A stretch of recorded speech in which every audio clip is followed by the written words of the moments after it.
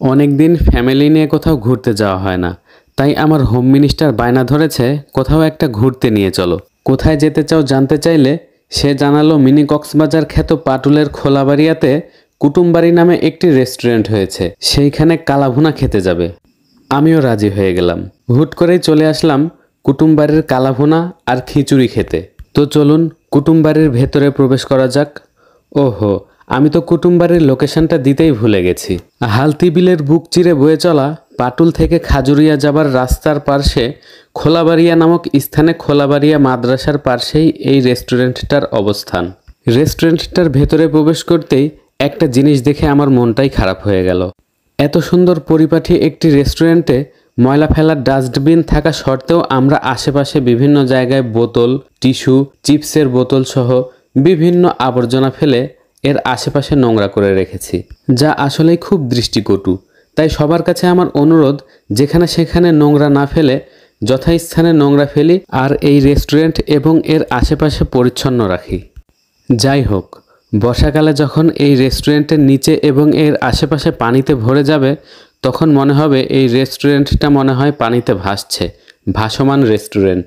রেস্টুরেন্টের খোলামেলা পরিবেশে আমার ছেলে তো বেজায় খুশি, দৌড়ে বেড়াচ্ছে রেস্টুরেন্টের এই প্রান্ত থেকে ওই প্রান্তে। তাকে তো কোনোভাবেই থামিয়ে রাখা যাচ্ছে না। হঠাৎই রেস্টুরেন্টের নিচে চিপসের প্যাকেট দেখে বায়না ধরল চিপস খাবে। চিপস চিপস বলে ছুটে আসছে।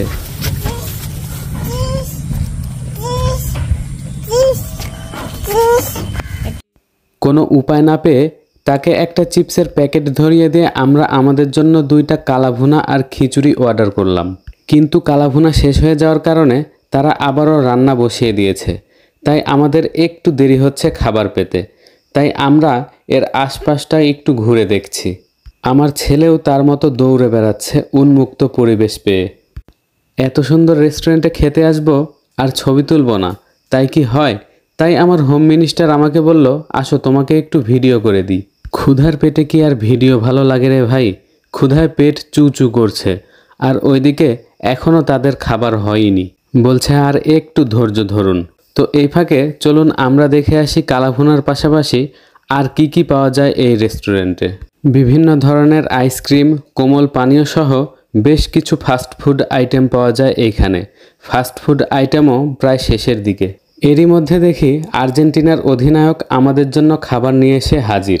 খেলাধুলার পাশাপাশি উনি নাকি এখানে পার্ট টাইম জব করে। সে আরও জানালো এইখানে নাকি ব্রাজিলিয়ান দলের অধিনায়কর ওয়েটারের কাজ করে, কিন্তু এই মুহূর্তে খেলা থাকার কারণে সে অনুপস্থিত।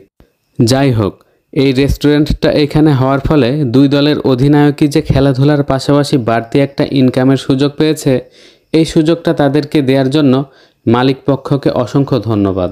দীর্ঘ সময় ক্ষুধার পেটে অপেক্ষা করার ফলে আমার যে কি পরিমাণ ক্ষুধা পেয়েছে তা ভাষায় প্রকাশ করা যাবে না।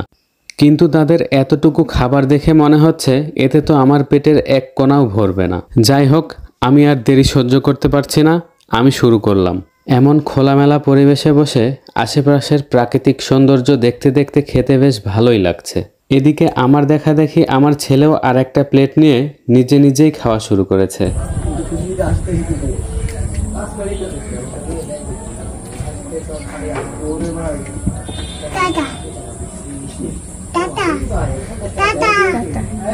$180 মূল্যের এই কালাভুনার প্লেটটা রেস্টুরেন্ট এবং এর আশেপাশের পরিবেশ অনুযায়ী দামটা মোটামুটি ঠিকই আছে, কিন্তু আমার মনে হয় খিচুড়ির পরিমাণটা আর একটু বেশি হলে ভালো হতো।